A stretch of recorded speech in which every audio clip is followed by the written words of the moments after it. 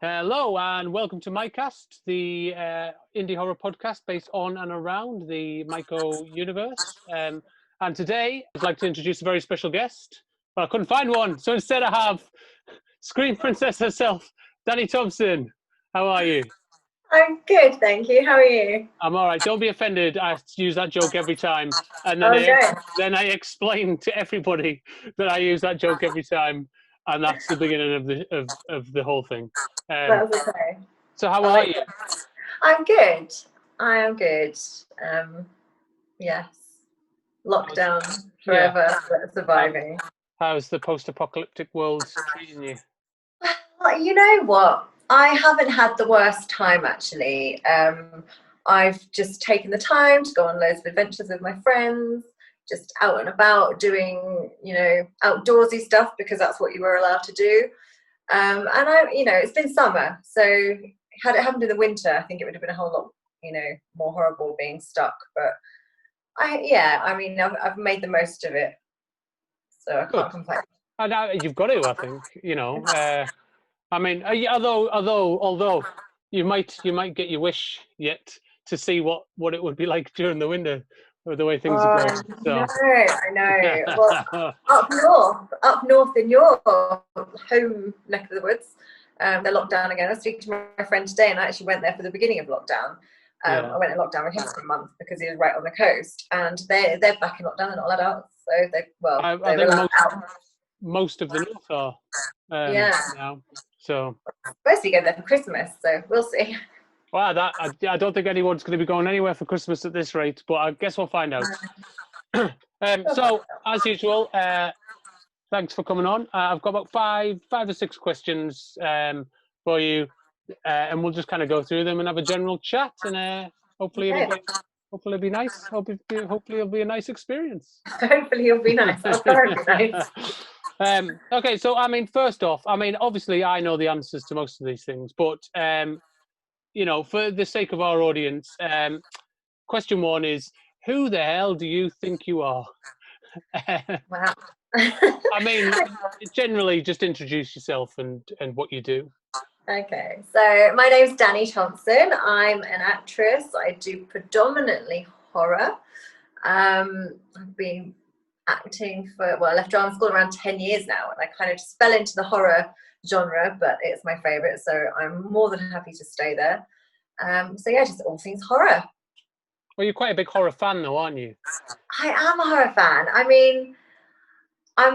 I did something yesterday. I was doing a seminar yesterday, and they introduced me as this horror actress goth, and I was like, well, I'm very much not a goth. I'm like pink and glittery like a unicorn, but I do like horror, and I think I grew up watching films sort of late 90s, really. So things like Scream, Urban Legend, I Know What You Did Last Summer.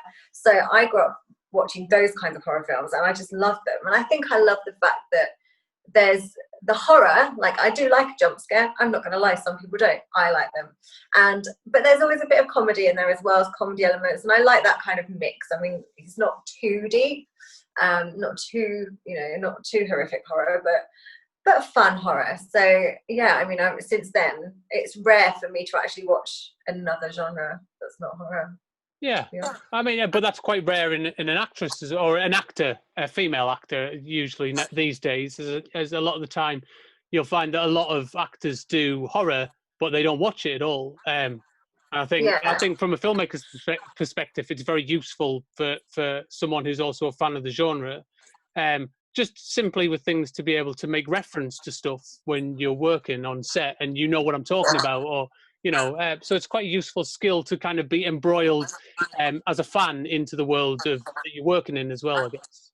Yeah, I suppose obviously as an actor, people are working and they're going to take the jobs that are paying the money. But I would never watch a soap. I would watch the Australian ones, but I'd never watch EastEnders. But if they paid me to be on it, I'd say yes because it's money. So, I'm not a massive fan of musicals, but I think if someone said, "Here's a bunch of money, go make one," I'd be like, "Oh yeah, love them. They're the best." Yeah, I do like a musical, but I think it'd be good to do a really good horror musical. I don't know, singing vampires and I don't know. Well, I've had a few of our regulars on my back constantly about when is that happening. So I guess that's inevitable. Well, count me in. Excellent. There we go. You heard it here first. The Dani Thompson Mycho musical coming soon. I'm swapping genres. So how did you get into acting? I think we touched on it a little bit just there, but I mean, what kind of started your journey as an actor? So I was modelling first, and I've done the kind of glamour industry, page 3, what have you, and obviously I was getting a bit older. I mean, I started out when I was like 19, 20. I was about 25 at the time, and I was just like, something's not something you can do forever, which is weird because I still actually make money from doing glamour because I'm eking this out somehow. But I've done a couple of little bit parts in things I've been asked to do. I mean, I do typecast stuff. I got asked to play a stripper in something, and it was actually really good money for the 3 days on set, and I just love being on set. So I signed up to a little summer course at a drama school and kind of learned about how much I didn't know. And then I just thought, you know what, I'm going to audition. I did not think I'd get in until I auditioned for their full-time course. And then I got in. So I did a year because I auditioned for the 2-year, but he said I didn't really need to because I've done kind of life experience and I've, worked a little bit in the industry. So I could just do the 1-year postgrad course. So I did that, and then since graduating that, I did a little bit of presenting as well, and I did a little bit of work for Gore Zone magazine, or not like the second version of some celeb ghost hunt stuff. And then people who were on the crew were making films. They said, "Do you want to do this?" And I was like, "Yes," just saying yes to any horror films anyone's given me. And that's how I just fell into the horror thing. And then it was just word of mouth. So I think the horror industry in the UK, everyone seems to know everybody. So once you kind of, and it is nice. Everyone's nice. Well, yeah, and I think once you people see that you're nice to work with, I think suddenly you find the recommendations start bouncing along a little bit. Do you know what I mean? And I think that can only be a good thing. The fact that I think that it's certainly, because it's such a small industry, it's one of those things where the cream really does rise to the top. So that you find that if you're easy enough to work with, then you'll find yourself kind of with work coming left, right, and centre very quickly. Absolutely. And everyone's worked with somebody who's worked with somebody else, and and so if you are an arse, people are going to find out that you're an arse. And then they're not going to want to work with you. So don't be an arse. That is my advice to everyone. That's bloody good advice. So I mean, obviously I know, but tell me, and therefore the audience, how did you get involved in Pandemonium? Pandemonium. So, I've kind of met you at Horror on Sea. I don't even know how many years ago now. I don't know how long I've been going. 6, 7 years. I don't know. About 6, 7 years ago now we first. Yeah. So obviously I met you guys there, and every year it's like a family kind of coming together, the Horror on Sea family. And I've had films in, as you have, for most of those years, and everyone just kind of gets, everyone catches up, and so we became friends, but I'd never worked with you. And then I actually saw the ad for the casting on Pandemonium, and I think I messaged. I don't know whether I applied through the website it was on, or whether I just messaged. And your wife actually was like, "Well, it's funny you should say that, because we actually had you in mind for something." And I was like, "Yay!" And so that was what happened. Well, yeah, it's one of those things. It doesn't happen very often, but every so often I'll write a character with an actor in mind. Like quite often it'll be like sometimes I'll write a character and I'll have like fucking Tom Cruise in mind or something, like just for inspiration. And this particular film, I was writing it, and I just constantly had you in mind for the character the whole time. Like from moment one, I thought that's who needs to play this. So I guess for me, it was just like, well, let's just see if she wants to, and kind of, and hope for the best, really. But honestly, if you'd said, "Oh, I'm too busy," or "I can't do it," or whatever, I don't know what I would have done, because like at that point, you were the only person I felt could have played that character. So that's really sweet. Well, I'm glad I did. Well, I think every year I'd bumped into you and said, "We should do something together," and then every year I'd written something and I'd be like, "Oh, that's not right, that's not right, that's not right," Yeah. And then this particular film, I really sat down and I was like, right, like this character is Dani Thompson, you know, from moment one. And so that was, you know, again, like it's a thing that happens very rarely, but it's great when you write a character for a specific actor and then you get them in the movie, you know, and it's that's a lot, you know, it really makes a huge difference in terms of the thing feeling right. So I mean, again, I was there, I know, but what was it like working on Pandemonium?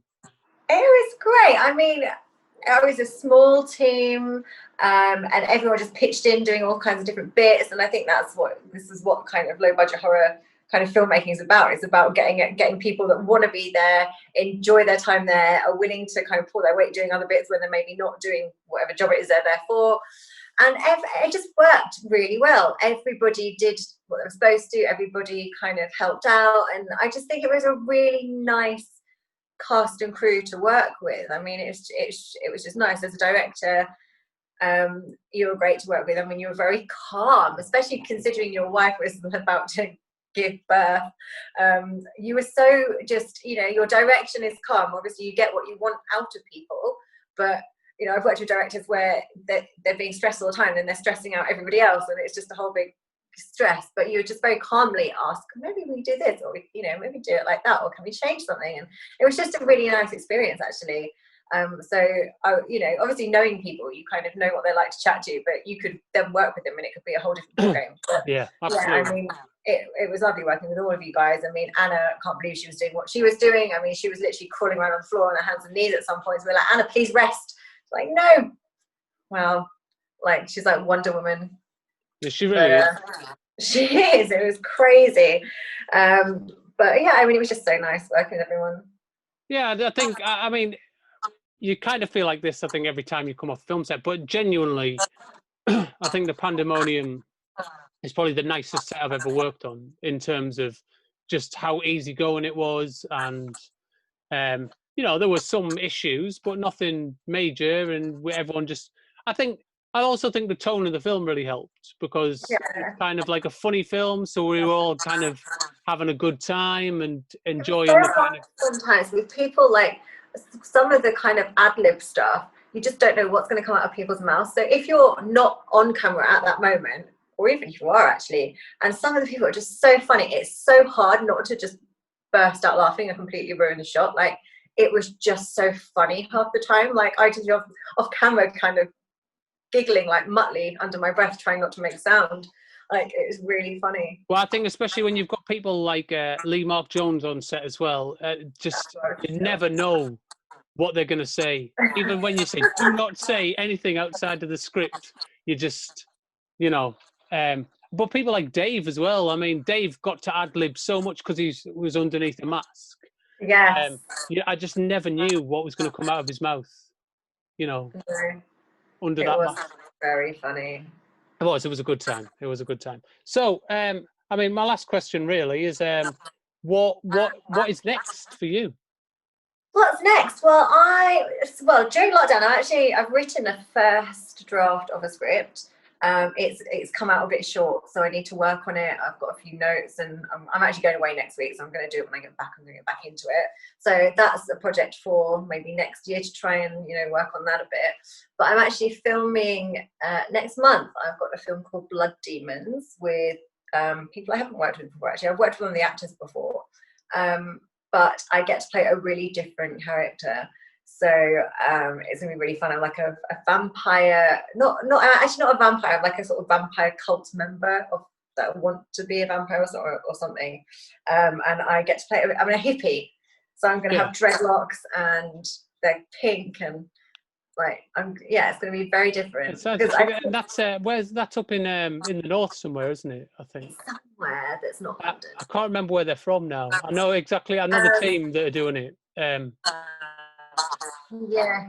Is it Kieran? It's Kieran Edwards. I kind of want to say Shropshire, but it may well not be Shropshire. It's somewhere north, isn't it? I don't.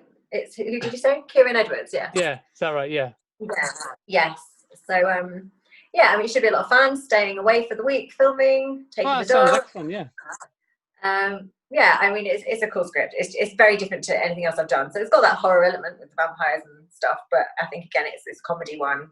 And yeah, I mean, I tend to always play characters that kind of do look like me. And I've said for ages, I'd love to play something that's, you know, a bit of a demon, had, you know, loads of prosthetics, or just something very different. And I think for this one, because of the hair and stuff, the look is just going to be very different, which is cool.